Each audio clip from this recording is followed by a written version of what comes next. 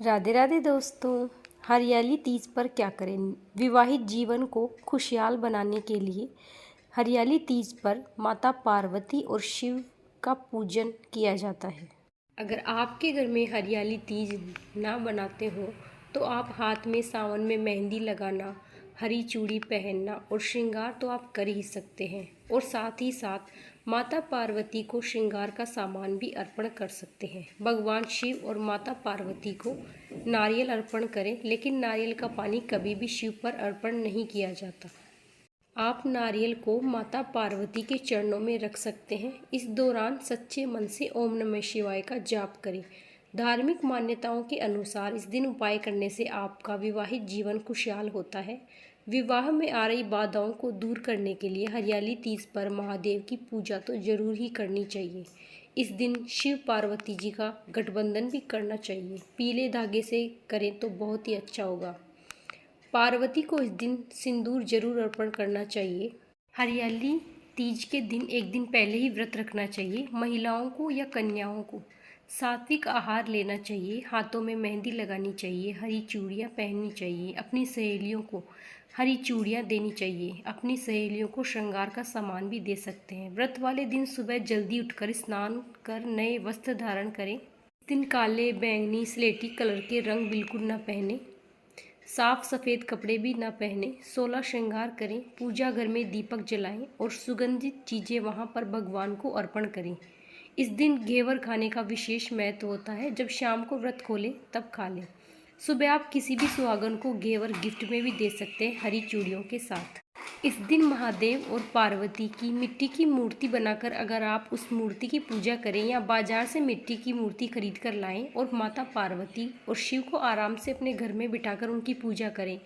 चौकी पर लाल कपड़ा बिछाकर मूर्ति की स्थापना कर उसकी पूजा करें तो माता पार्वती को सिंदूर लगाकर और सुहाग का सामान और उसके बाद ये जितने भी आपने फूल, फल, दही, दूध, शहद, चीनी, घी, मिट्टी का शिवलिंग बनाकर उसकी पूजा करें। अगले दिन यह आप सब कुछ किसी को दान भी कर सकते हैं, नदी में समर्पित भी कर सकते हैं। इस दिन हरियाली तीज की कथा तो अवश्य ही सुननी चाहिए। और आपसे जो उम्र में बड़ी महिलाएं हैं उनको हमेशा अपने से बड़ी हमारे से जो उम्र में बड़ी महिलाएं हैं उनको सुहाग का सामान देकर उनके पैर छूकर आशीर्वाद जरूर लेना चाहिए। यह व्रत आपको अपनी सासू माँ की मर्जी से ही रखना चाहिए। अगर आपके घर में यह व्रत नहीं रखते हैं तो आपको नहीं रखना चाहिए। अगर आप पहली बार हरियाली तीज का व्रत रख रही है तो यह व्रत निराहार निर्जल ही होगा, यानी कुछ ना खा सके तो बेहतर होगा। शाम की संध्या की पूजा करके आप खा सकते हैं, लेकिन कई लोग इसे जल के साथ रखते हैं, कई निर्जल भी रखते हैं।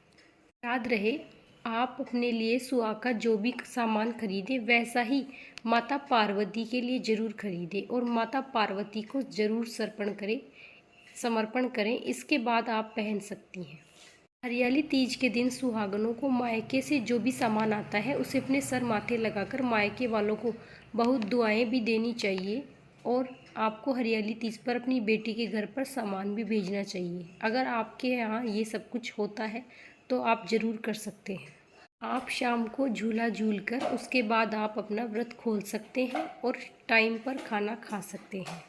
धार्मिक मान्यताओं के अनुसार हरियाली तीज का व्रत सबसे पहले माता पार्वती ने रखा था। इस व्रत के बाद उन्होंने भगवान शंकर को पति के रूप में पाया।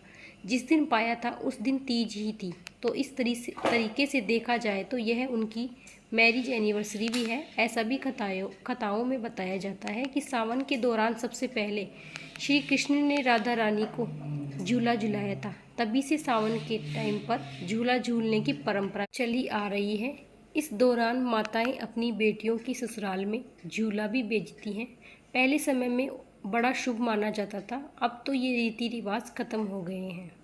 हरियाली तीज के दिन भगवान भोलेनाथ, माता पार्वती, श्री राम, सीता एक दूसरे को झूला झुलाते हैं। इसी वजह से तीज के त्यौहार को झूला झूलने के बिना अधूरा ही माना जाता है। अगर आपको हमारी ये जानकारी अच्छी लगी हो तो चैनल को लाइक, सब्सक्राइब, कमेंट में जय माता दी जरूर लिखिएगा। राधे राधे।